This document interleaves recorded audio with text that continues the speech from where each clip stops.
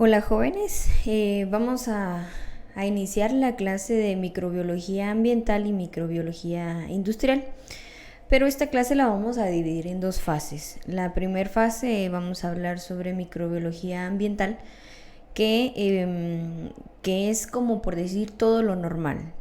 Y luego vamos a hablar del otro tema, por así decirlo, que es microbiología ambiental e industrial, pero en un sentido patológico. Por ejemplo, el estudio de las aguas negras, las aguas residuales, el estudio del suelo, para que primero tenemos que conocer qué es lo normal y así poder saber qué es lo patológico.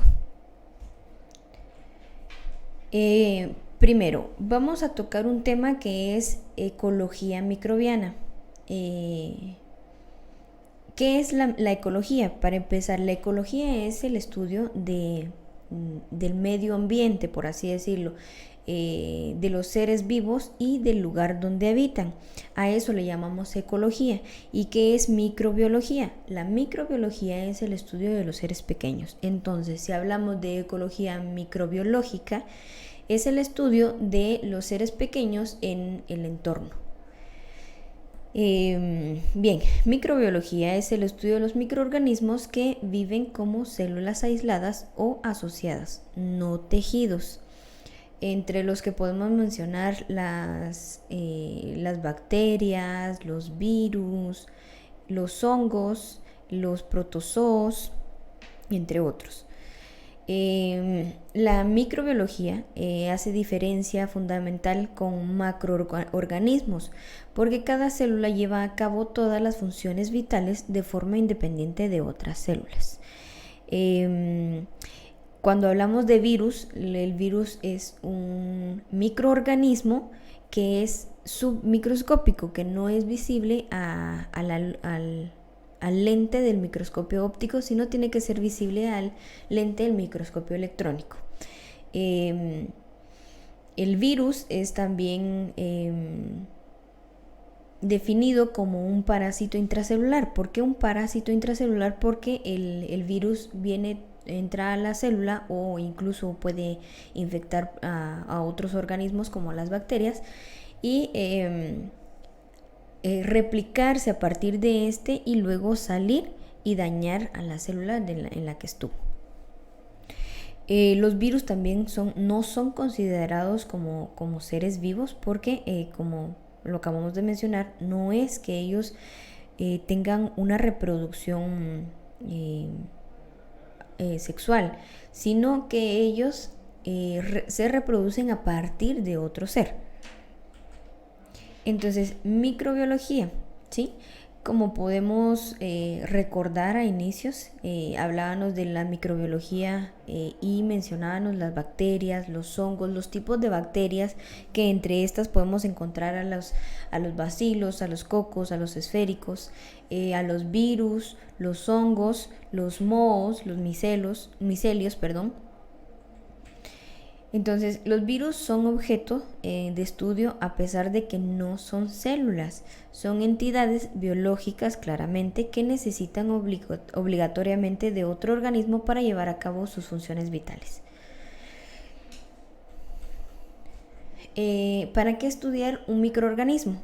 Entonces, la microbiología como ciencia básica. Conocimiento de las bases físicas y químicas de la vida, conocimientos de procesos ecológicos y evolutivos. Como les explicaba, primero tenemos que conocer cuál es la importancia de estos microorganismos a nivel ambiental, a nivel ecológico, como para nosotros determinar qué es lo patológico en esto. Microbiología como ciencia aplicada. La resolución de problemas relativos a salud, agricultura, industria y medio ambiente. Gracias a la tecnología es que se puede estudiar un microorganismo y gracias a eso es que podemos tomar ese microorganismo y convertirlo en algo productivo para la vida cotidiana o como para la vida en el medio.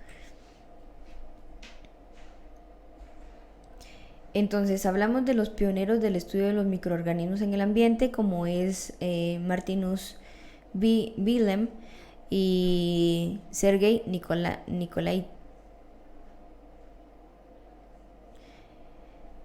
Estos fueron los primeros en conocer los microorganismos en el ambiente. Si hablamos, si se recuerdan, en las primeras clases hablábamos de los padres de la microbiología y los primeros en determinar los microorganismos, pero a nivel humano, incluso en animales, pero los pioneros en el estudio de los microorganismos en el medio ambiente son estos personajes. La importancia de los microorganismos en el medio ambiente. ¿Cuál es la importancia? Cuando hablábamos de bacterias, sabemos que la bacteria tiene un sistema de crecimiento en el que, si se recuerdan de la curva de crecimiento bacteriano, lo mismo ocurre a nivel ambiental. El suelo tiene bacterias, alrededor de las plantas hay bacterias, el agua tiene microorganismos también, que también son bacterias, el suelo también puede tener hongos, y estos microorganismos son necesarios para ciertos procesos en el medio. Por ejemplo, las bacterias ayudan a destruir cierto tipo de otros organismos, en el que ellas toman parte de los nutrientes, pero parte de los nutrientes también son despedidos al suelo, y esos nutrientes hacen que las siembras tengan los nutrientes necesarios para poder tener una buena siembra. Y entonces esa siembra que sí es productiva, entonces después nosotros la podemos consumir para poder subsistir. Todo es una cadena, todo es un complemento, pero necesitamos saber qué es lo normal, qué es el proceso en el que pasa, para que podamos nosotros ser seres vivos. Un poco de historia. Si vemos la imagen que está del lado derecho, podemos ver una imagen que es como si fuera un reloj. Entonces, si todo el tiempo transcurrido desde el comienzo del universo equivale a un día, entonces la Tierra se formó a las 4:30 am. Eso significa que si ustedes ven la imagen que tienen en la pantalla, podrán observar que la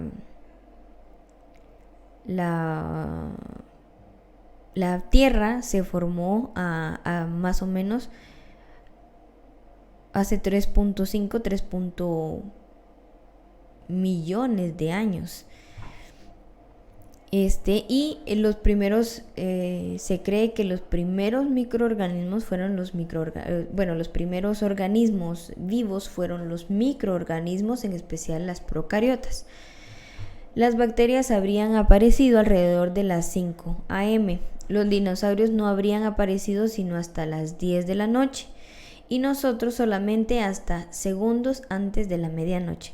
Entonces, cuando hablamos de la medianoche, de las 10 de la noche, nos referimos y vamos a ver al relojito y nos punteamos donde dice nosotros solamente hasta segundos antes de la medianoche. Entonces, si se podrán dar cuenta, en la imagen hay una pequeña cosita que dice humanos. Ahí fue nuestra creación. Los microorganismos han moldeado profundamente el ambiente en la Tierra.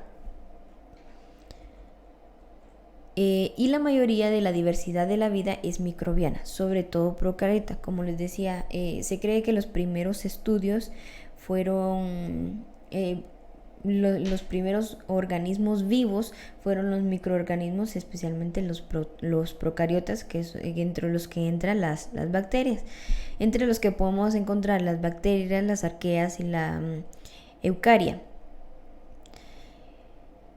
Y nosotros estamos dentro de la clasificación de la eucaria, especialmente en la clasificación de los animales. Hay una teoría, que es la teoría cosmozoica, que es la que nos dice, cuando ustedes vieron biología, me imagino que vieron lo de las teorías, y la teoría dice que nosotros venimos a partir de una bacteria extraterrestre, que en realidad fue que viniera un ser de otro planeta y depositó una bacteria en la Tierra, y a partir de esa bacteria es que nosotros nos fuimos formados.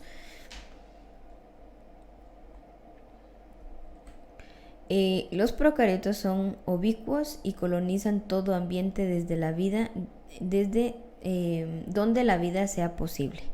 Entonces, si hablamos de eso, las bacterias están en el aire, que hay 1000 procariotas alrededor, o sea, estudiadas hasta el momento.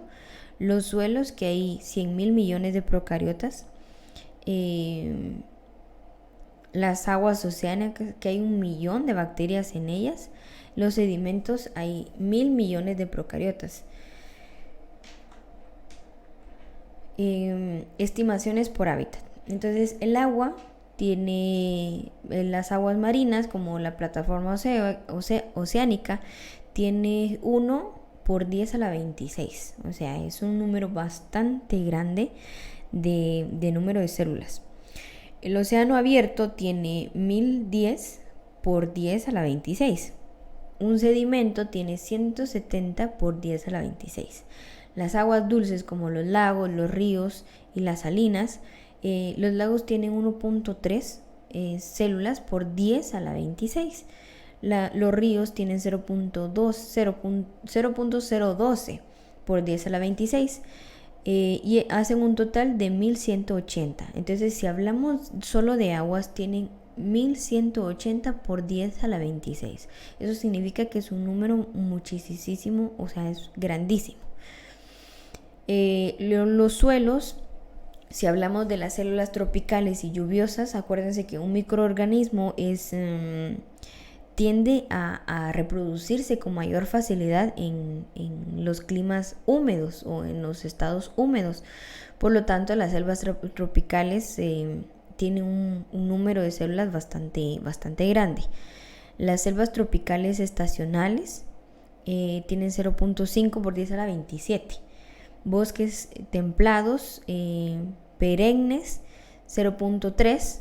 Los bosques templados caducos tienen 0.4, los bosques boreales tienen 0.6, los bosques, en realidad los bosques simples tienen 28.1, la sabana tiene 52.7, la pradera templada tiene 31.6, el desierto tiene 63.2, donde creemos que no hay muchas células porque es un clima cálido, pero también cuando vimos bacterias, se recuerdan que hay ciertos microorganismos que crecen a temperaturas altas, que le llamamos las termófilas.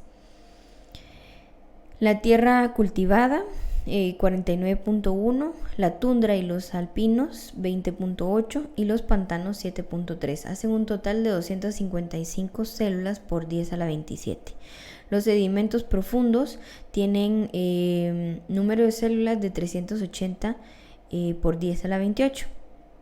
Entonces, si se dan cuenta, todo no solo hay células dentro de nuestro organismo, sino también hay células dentro en el medio, en el aire, en el suelo, en el agua, en todo lo que nos rodea.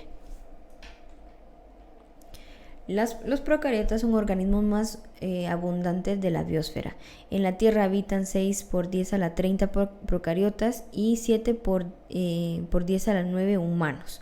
O sea, si se dan cuenta, si vemos el número de abajo, hay muchísimas más células procariotas que humanos en la Tierra. Los procariotas constituyen una proporción muy importante de la biomasa. ¿Qué es la biomasa? Es todo lo que nos rodea, todo el medio que está alrededor de nosotros. La biomasa de los procariotas se estima en 5 por 10 a la 15 gramos de carbono. Equivale a la biomasa, lo que equivale a la biomasa vegetal total. Entonces, si vemos, es un número enorme el que existe de células procariotas a nivel ambiental. Además, contiene 10 veces más de nitrógeno y fósforo que toda la biomasa vegetal. La biomasa y área de organismos planctónicos marinos. La bacteria constituye la mayor parte de la biomasa y el área del plancton. Entonces, si nos podemos dar cuenta aquí en esta gráfica, tenemos muchísimas bacterias. Hablando de las algas, que ustedes saben que también son células son microbiológicas, pues estas fueron primitivamente las primeras, las únicas que han subsistido, fueron las primeras en aparecer a nivel de la creación de la Tierra, y han sido las que han sobrevivido a todos los catástrofes por los que ha pasado la Tierra. Entonces, ¿cuál es la importancia de ser pequeño? Es que el ser pequeño va a entrar en cualquier parte, que en cualquier parte va a existir el ser pequeño. Entonces, en los ambientes extremos, solo habitados por procariotas. Los medios extremadamente salinos. El color dado por una arquea es el color que podemos ver, el color agar. Y estas son la playa que ven en la parte superior izquierda es una playa de agua salada. ¿Sí? El agua de mar tiene 32 gramos por decilitro. El lago Redba es hipersalino, tiene una concentración máxima de sal de 463 gramos por litro. Los medios con temperaturas extremas, como la Antártida, que en menos de 40 grados Celsius, el desierto Mojave y las aguas termales. Los medios ácidos, como el río Tinto, que tiene un pH de 7.2 a 2.5, el color y pH dados por un proceso microbiano que libera ácido sulfúrico y hierro, y es por eso que toma esa coloración. Pero, ¿qué es lo que le da la coloración en realidad? Es un proceso microbiano, o sea, participan bacterias para poderle dar ese color que libera. ¿Y cómo es que se libera? Se libera ese ácido sulfúrico y hierro. Bacterias extraterrestres. Era lo que les comentaba anteriormente sobre la teoría cosmozoica, que la teoría cosmozoica nos indica que un ser de otro planeta vino y depositó una bacteria en nuestro planeta, y que a partir de esa bacteria fuimos nosotros creados. Hace 13.000 años un meteorito proveniente de Marte aterrizó en la Antártida. Su análisis reveló que poseía hidratos de carbono iguales a los resultados de la descomposición de microorganismos terrestres, fases minerales consistentes con productos de metabolismo microbiano, formas que podrían ser microfósiles de bacterias primitivas. Clases y ejemplos de extremófilos. Aquellos que están a temperaturas elevadas son hipertermófilos, como el género del Pyrrolobus fumari, que es una arquea, que su hábitat es caliente, fuentes hidrotermales, submarinas, y su temperatura óptima es de 106 grados Celsius. Puede vivir hasta los 113 grados Celsius y como mínimo puede vivir hasta los 90. El pH bajo, psicrófilos, como la Polaromonas vacuolala, que es una bacteria que es de hierro marino, y esta puede vivir, si se dan cuenta, hasta los 0 grados Celsius. Su óptimo es a los 4 grados Celsius y su máximo es hasta los 12. Así como podemos observar en la de arriba, esta por debajo de los 90 grados Celsius muere, y la baja está arriba de los 90 grados Celsius, muere. Bueno, eso es a temperatura, perdón. Ahora, con el pH, cuando es un pH bajo, es un acidófilo. Estas pueden ser arqueas, podemos encontrarlas en fuentes termales ácidas y pueden estar hasta un pH menos de 0.06. Su pH óptimo es de 0.7 y su máximo es hasta 4. Arriba de 4 estas van a morir. Cuando es un pH alto hablamos de un alcalófilo. Estas también pueden ser arqueas. Lo encontramos en los lagos carbonatados, sedimentos oceánicos profundos, y estos, bueno, si se dan cuenta, estos pueden vivir a un pH de 8.5 como mínimo, a un pH de 10 y a un pH máximo de 12. Arriba de esto ellos mueren y abajo de esto ellos mueren. Estos no pueden subsistir en un medio ácido porque moriría. Cuando hablamos de presión, hablamos de barófilo, que son presiones arriba de los 500, y estos podemos encontrar en océanos profundos. Cuando son presiones bajas, cuando son bacterias donde tienen que vivir en un medio salado, por así decirlo, se llaman halófilos y son arqueas. Estas viven en un hábitat salino y pueden vivir hasta a una saturación de 32%. La simbiosis es vivir sin sistema digestivo. Este gusano marino vive en el sedimento y no tiene sistema digestivo. Lo que significa es que no va a digerir, sino solo va a servir de transportador para ciertos organismos, para ciertas moléculas, para que sean transmitidos al medio exterior. Las bacterias del azufre, gamas y reductoras de sulfato. Las del azufre son gamas y las reductoras de sulfato son delta. Las deltas producen un compuesto que usan las gamas. Estas fijan carbono, detoxifican los productos de desecho. El gusano las mantiene protegidas en la interfase, el agua de sedimento, el carbono fijado, los aminoácidos y las vitaminas sintetizadas por las bacterias que alimentan al gusano. La simbiosis brillar con luz ajena.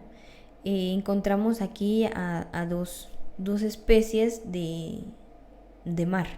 Entonces, que es el calamar hawaiano y los dos son calamar hawaiano, pero uno tiene órgano luminiscente, tiene fluorescencia, reflector, tinta, lente y filtro. El vibrio fischeri, que cuando los calamares nacen no tienen simbiontes.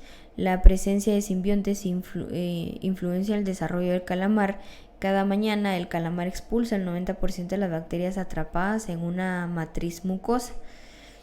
Y así como otros viven a raíz de otras luces, ¿sí? Hay quienes producen luz propia.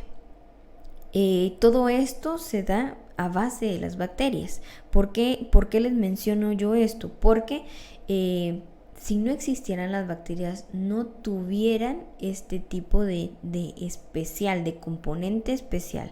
Hay unas que tienen que son luminiscentes. ¿Por qué? Porque solo así pueden ser camuflajeados para que otros animales no los devoren. Para algunos es una capa protectora, para otros es una manera de llamar a su hembra o a su macho para poder reproducirse. Y nosotros, así como todo el medio tiene sus bacterias y que son importantes para su proceso normal, Así nosotros, cuando nosotros vimos lo de flora normal en el organismo, lo de microbiología normal, nos pudimos dar cuenta que nosotros también tenemos bacterias dentro de nuestro cuerpo, que nosotros también tenemos microorganismos que son necesarias para la protección, para realizar ciertos procesos dentro de nuestro cuerpo. Las bacterias de la piel nos protegen frente a la invasión por patógenos. Lo que es importante recalcar aquí es que tanto en el medio ambiente como nosotros, como en los animales, como en las plantas, todos tenemos bacterias y microorganismos, pero que se encargan de hacer cierta función dentro de nosotros. Pero cuando estas bacterias migran o salen fuera de su ambiente donde deberían de estar, es ahí cuando aparece la enfermedad. Por ejemplo, las bacterias que están en el exterior, que son propias del exterior y que de repente nosotros fuimos, tocamos el suelo y nos contaminamos con alguna bacteria, esa bacteria es del exterior. Entonces, por lo tanto, va a ir a afectarnos a nosotros porque esa bacteria no es propia de nosotros. Entonces ya se convierte en una bacteria patógena. Y lo mismo sucede con nuestro tipo de bacterias en el medio. Por ejemplo, cuando nosotros venimos y defecamos, por ejemplo, en cualquier otro lado y de repente nuestro pH es muy ácido, o etcétera, etcétera. O venimos y tomamos parte de nuestras bacterias y las dejamos en algún otro medio, nosotros también estamos dañando ese medio porque estamos contaminando el medio en el que éstas están viviendo. Si hablamos de eso para hablar de bacterias, pero si hablamos de por ejemplo, el suelo tiene nutrientes. Si nosotros venimos y sembramos una semilla, esta semilla va a crecer con los nutrientes que el suelo tiene, más los nutrientes que adquiera de la luz solar. Entonces va a haber una planta hermosa. Cuando esta planta cumpla su ciclo de vida, que es nacer, crecer, reproducirse y morir, cuando esta muera se va a empezar a secar, va a empezar a podrirse y va a caer nuevamente al suelo. Pero entonces van a venir las bacterias y los microorganismos y los hongos descomponedores de materia. Y acuérdense que también encontramos si hablamos de nutrición, podemos encontrar los organismos simbiontes, los comensalistas y los parásitos y los saprófitos. Y los saprófitos son aquellos que van a vivir a partir de células muertas. Entonces van a venir los hongos, van a descomponer esa planta y van a vivir a partir de la planta muerta. Pero al mismo tiempo en el que están viviendo de la planta muerta, están despidiendo hacia el suelo los nutrientes necesarios para que cuando venga la siguiente plantita y crezca, esta crezca con los nutrientes necesarios para poder subsistir. Y de la misma manera, si eso es a nivel microscópico, si lo vemos a un nivel macroscópico, entonces esta plantita va a crecer y nosotros nos vamos a alimentar de esa planta nos va a nutrir y luego nosotros vamos a poder, nuestro cuerpo y nuestras células van a poder realizar su proceso normal en ellas, ¿verdad? Hablando de la flora intestinal, hay 1 millón de bacterias, de 1 a 1.5 kilogramos de nuestro peso son bacterias, y hay más de 400 especies. ¿Qué sucede con estas bacterias? Que las bacterias buenas nos ayudan a hacer la digestión en nuestro intestino. Cuando la comida entra a nuestra boca, nosotros la masticamos, pasa al esófago, llega al estómago y parte de ese ácido es producido por bacterias, ¿sí? Parte de ese ácido que está en nuestro estómago es producido por las bacterias y esto nos permite generar ese ácido para poder triturar o para poder así deshacer la comida que está ingresando a nuestro estómago, para que cuando pase al intestino otro tipo de bacterias, más enzimas, más otras moléculas, no estoy diciendo que sea 100% el trabajo de las bacterias, sino que hay bacterias más otro tipo de moléculas, más las enzimas, más proteínas, etcétera, realicen el proceso de la digestión y de la absorción de nutrientes dentro del intestino. Acuérdense que el intestino delgado es el que hace el 90% de la absorción de nutrientes, y el 10% de la absorción de agua lo hace, y el resto del intestino, que es el intestino grueso, hace su absorción, que es absorción de agua puramente, más alguno que otro nutriente que se haya escapado de la absorción en el intestino delgado. Entonces, ¿qué sucede aquí? Que luego, cuando la comida ya ingresó al estómago, pasa al duodeno, se encarga, junto con las enzimas, junto con estas bacterias buenas, de absorber los nutrientes, de absorber las proteínas, los carbohidratos, los lípidos, las vitaminas, para poderlas llevar a los órganos que los necesitan. Y luego el cuerpo obviamente va a eliminar ese desecho. Y entonces, si se dan cuenta, todo es un complemento. Si no existieran esas bacterias descomponedoras para hacer que el suero esté nutrido, no tendríamos una planta nutrida, por lo tanto no estaríamos nutridos nosotros, y es así como incluso no sabríamos si viviríamos. Y es por eso que todo es un complemento, todo es una cadena en la cual pasamos para poder nosotros subsistir. La digestión y absorción de los alimentos, como ya les comentaba, se realiza a nivel intestinal, la síntesis de proteínas, la estimulación del sistema inmune y el control de patógenos. Nacemos 100% humanos, pero vivimos y morimos 90% procariotas. ¿Qué pasa con nuestro cuerpo cuando está en fase de descomposición? Que así como las plantas, así como les comenté lo de la planta que se moría y entonces venían las células descomponedoras y empezaban a sacar de ella los nutrientes para ella, pero al mismo tiempo despedían nutrientes para el suelo, lo mismo ocurre con nosotros. También aparecen cierto tipo de hongos descomponedores que hacen que el cuerpo empiece a entrar en un proceso de putrefacción para poder así descomponer. Entonces, al descomponer, no solo se liberan gases, sino también se liberan ciertos nutrientes para otros microorganismos. Si hablamos de la diversidad metabólica, los modos de nutrición de los seres vivos, entonces hablamos de energía química y energía lumínica, y hablamos de carbón orgánico y carbón inorgánico.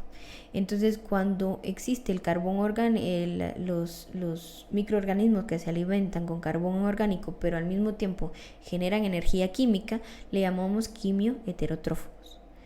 Cuando estos viven de carbón orgánico, pero viven también de energía lumínica, son fotoheterótrofos. ¿Y por qué heterótrofos? Porque ellos van a vivir a partir del carbono generado de alguien más.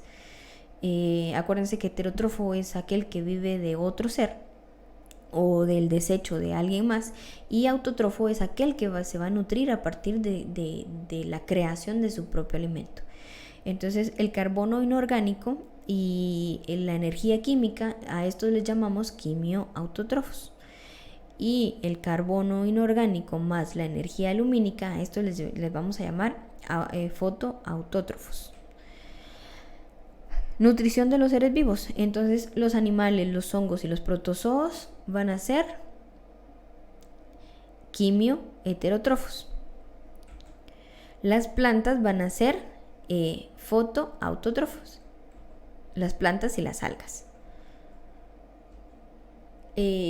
Las bacterias, de esas encontramos una diversidad muy grande, por lo tanto vamos a encontrar algunas autótrofas, quimiótrofas, fotótrofas, heterótrofas.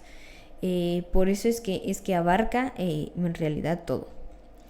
Agentes primarios de cambio biogeoquímico. Las características es que son de pequeño tamaño, su distribución es ubicua.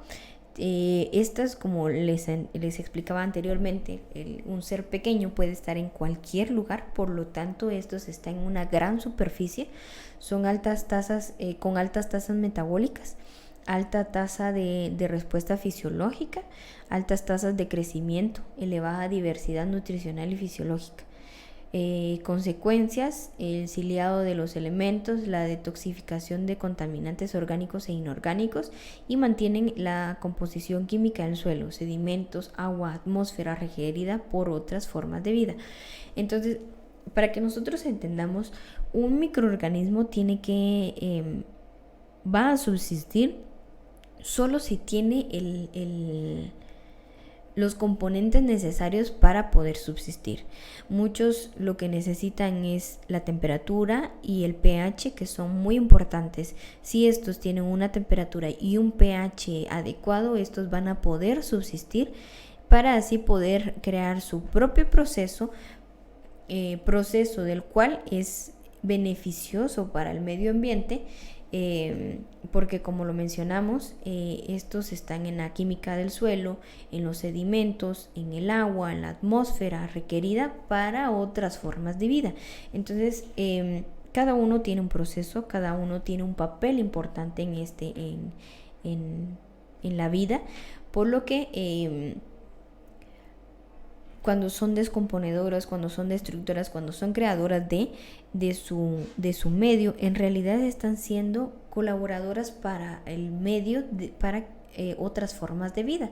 Así como la Tierra en algún punto según los estudios, no era habitada, y entonces hubo algo químicamente que pasó en la Tierra, por lo que ya pudo hacerse la Tierra habitada, y fue así como empezaron los microorganismos, fue así como empezó la creación de todo, y es así como estamos ahora nosotros viviendo.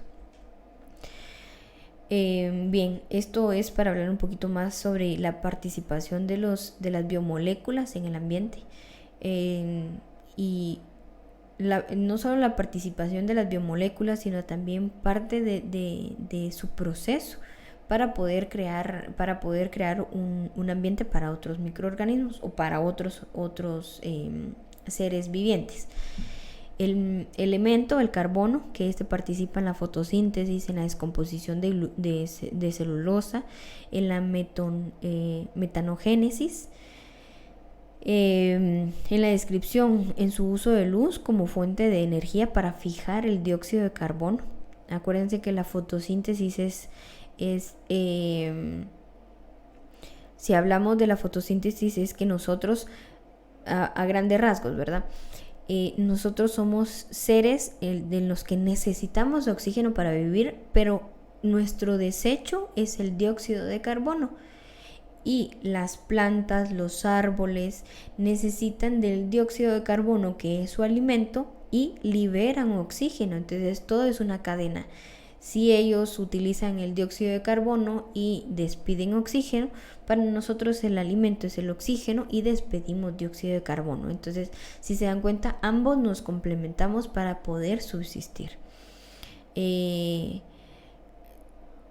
La descomposición de celulosa, en la de polimerización y en la respiración del suelo. La metanogénesis, producto de metano, tanto en el agua, en los sedimentos efluentes. El nitrógeno es el proceso de fijación, de desnitrificación. El gas del nitrito entonces pasa a amonio, y esto se da en el agua y en el suelo. La desnitrificación pasa a ser un nitrito y vuelve, o sea, alimenta el suelo y los efluentes. El azufre realiza la oxidación de sulfuro y la reducción del sulfato, y esto a través de pasaje sulfídrico y de azufre y a sulfato. Y esto se da en los sedimentos marinos. la reducción de sulfato, pasaje de sulfato a sulfhídrico y azufre en los sedimentos marinos también. El mercurio participa en la metilación, que es la formación de mercurio orgánico altamente tóxico para los sedimentos. Nuestra comprensión del rol de los microorganismos. Entonces, hablando de Anton van Leeuwenhoek, en el siglo XVII, en la primera observación de microorganismos en agua de un lago. Acuérdense que ellos fueron los primeros y cuando hablamos de las primeras clases hablábamos de Anton van Leeuwenhoek, que fue el padre de la microbiología, porque ellos fueron los primeros en estudiar a los microorganismos. 3 siglos después comienza a existir la ecología microbiana como disciplina. A principios del siglo XX se reconoce su importancia, pero faltaban métodos adecuados. En aquellos entonces el método científico no estaba tan desarrollado como está ahora, las tecnologías no estaban tan desarrolladas como ahora, no teníamos antes incluso la metodología para poder observar a los microorganismos. Ahora han sido estudiados, tan estudiados que hasta pueden ser creadas microorganismos como arma biológica. Avances tecnológicos, avances en la microscopía de la epifluorescencia, que era lo que les comentaba, que a un principio teníamos un microscopio óptico que era un tubo con un lente, y ahora tenemos un microscopio electrónico que hace un proceso todavía más específico, que está conectado a una computadora para poder observar imágenes a través de un cómputo. El desarrollo de nuevos métodos de tinción, el análisis de imágenes, las herramientas para el estudio de la identidad. Todos estos que ven en este mapa son colaboraciones que ha tenido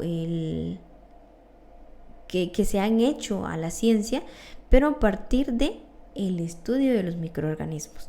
Gracias a esto es que se ha estudiado la secuencia del primer genoma bacteriano, que se ha estudiado las tinciones de filogenéticas, la citometría de flujo, el PCR clonado del 16S, la liberación metagenómica, la microscopía de epifluorescencia. Gracias ¿a qué?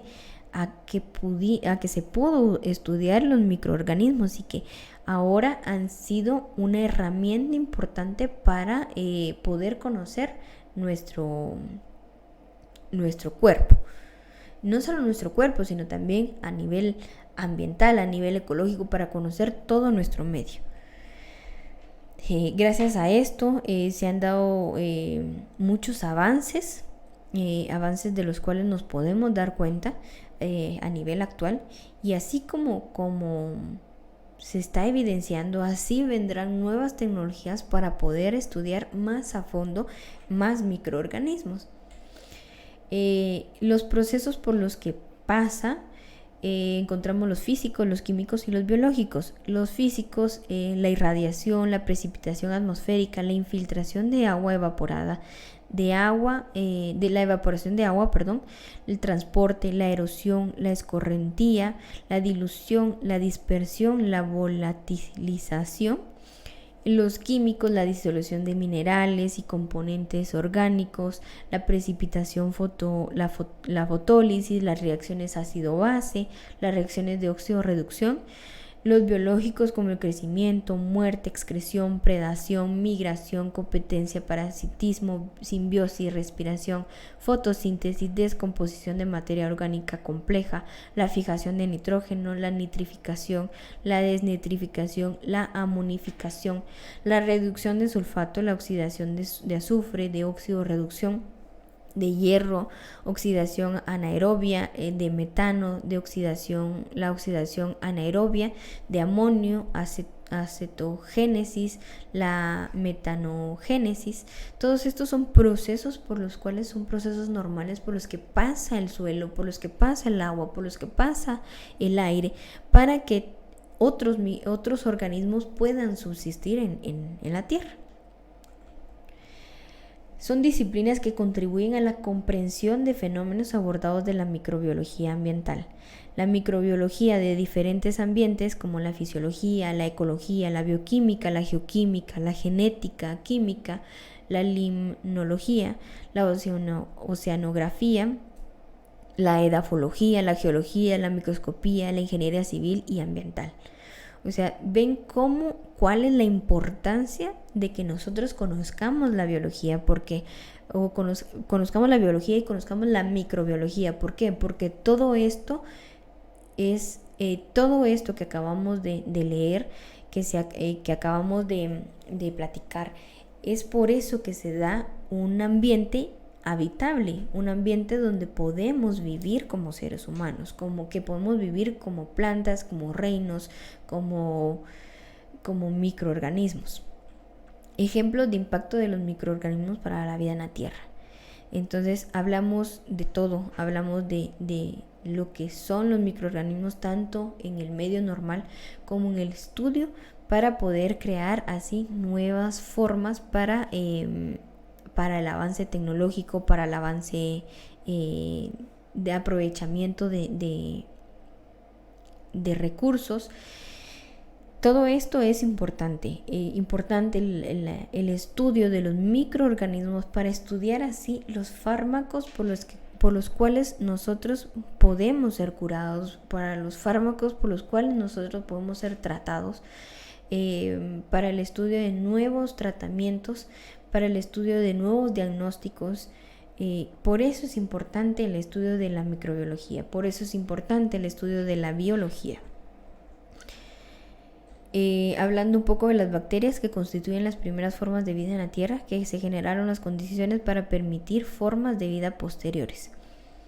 Si hablamos de la fotosíntesis oxigénica, el CO2 reducido pasa a formar parte de la biomasa en las fuentes de energía para las procariotas y eucariotas, fuente de carbono para procariotas y eucariotas.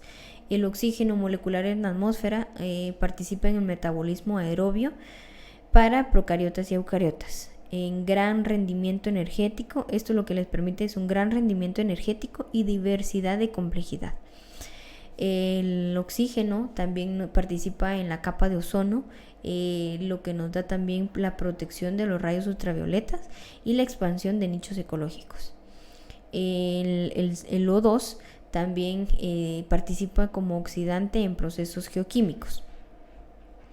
La célula procariota y las células eucariotas. Entonces, así como existen las procariotas, las cuales no tienen núcleo y tienen una estructura más simple, también están las células eucariotas por las que estamos formados nosotros los seres humanos, que son células más complejas, células que están más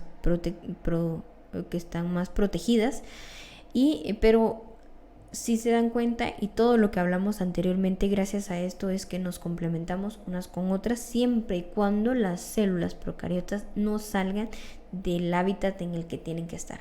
Cuando estas salen es cuando entonces a nosotros nos crean una enfermedad. En resumen, entonces, los microorganismos tienen importancia clave para los ecosistemas y las actividades humanas. La microbiología ambiental es una rama de la microbiología que interacciona con diferentes disciplinas para la comprensión de fenómenos complejos. Existen microorganismos procariotas y eucariotas, además de los virus, presentan importantes diferencias a nivel estructural. Entonces, a manera de resumen, y es lo que he estado recalcando en todo este proceso de clase, es que todos somos un complemento, es que todo tiene un porqué del que está en la Tierra. No es que las bacterias y los microorganismos sean 100% patógenos. No es que todo sea malo en esto, sino que todo tiene un papel fundamental para la existencia de los seres vivos en la Tierra. Cuando es como cuando hablábamos de la homeostasis, todo es un equilibrio, todo es una homeostasis. ¿Y qué sucede cuando estos microorganismos salen fuera de su hábitat, o cuando nosotros como humanos también alteramos ese hábitat de las bacterias, es que se está alterando la homeostasis. Y como les he platicado, todo por arriba es malo y todo por debajo es malo. Todo tiene un punto de equilibrio por el cual ser, por el cual estar y por el cual nosotros es que estamos subsistiendo. Todo por arriba de todo en exceso es malo y todo en disminución es malo, y es por eso que se dan las alteraciones, es por eso que tenemos el calentamiento global, la reacción climática a todos estos procesos que se están dando a nivel mundial, no solo a nivel región, a nivel país, sino a nivel mundial. Cuando nosotros escuchamos las noticias, nos podemos dar cuenta de todo lo que está pasando a nivel mundial, y todos tienen un problema en realidad, y es ¿por qué? Porque como humanos alteramos esa homeostasis. Se supone que como humanos somos la clase pensante, sin embargo, también hemos tenido nuestras dificultades, y muchas de esas dificultades han venido a través de la soberbia, a través de decir, bueno, como soy el ser pensante, yo soy superior a todos, y creernos un Dios. Y no es así. Las cosas, todo tiene un porqué, todo tiene un proceso. Sin embargo, nosotros queremos ser los dueños absolutos de eso, y no es de esa manera. Es por eso que ahora, en esta etapa en la que estamos, la etapa en la que estamos viviendo, hablando sobre actualidad, sobre el virus del coronavirus, debemos de tomar nuestras medidas, pero al mismo tiempo proteger al otro. Acuérdense que para que nosotros nos podamos contaminar, la otra persona también se tiene que cuidar. Porque si la otra persona no se cuida y entonces estornuda, de nada sirve nuestro lavado de manos, de nada sirve que nosotros tomemos nuestras medidas si las demás personas no lo van a hacer. Entonces no es solo que voy a ver por mi nariz, y menos en la profesión en la que nosotros estamos. Nosotros estamos en una profesión donde es para servir al prójimo, y por tanto es que tenemos que estar viendo también por las otras personas. Entonces tenemos que tratar de promover todas las medidas de bioseguridad y también nosotros protegernos. Con esto terminamos la clase del día de hoy. Espero que les haya parecido bastante interesante. Cualquier duda me la pueden hacer llegar al chat de la plataforma. Ya saben que con mucho gusto yo les saco cualquier duda. Y otra de las cosas es que yo les voy a pasar un documento donde está todo lo relacionado a microbiología ambiental e industrial. Y aparte eso es un documento donde abarca todo, más 2 documentos que es para poder reforzar todo lo que vimos en clase, lo que van a obtener a partir del documento, y así poder estudiarlo de la mejor manera. Sin nada más que decir, pues entonces damos por terminada la clase, y espero que se encuentren muy bien.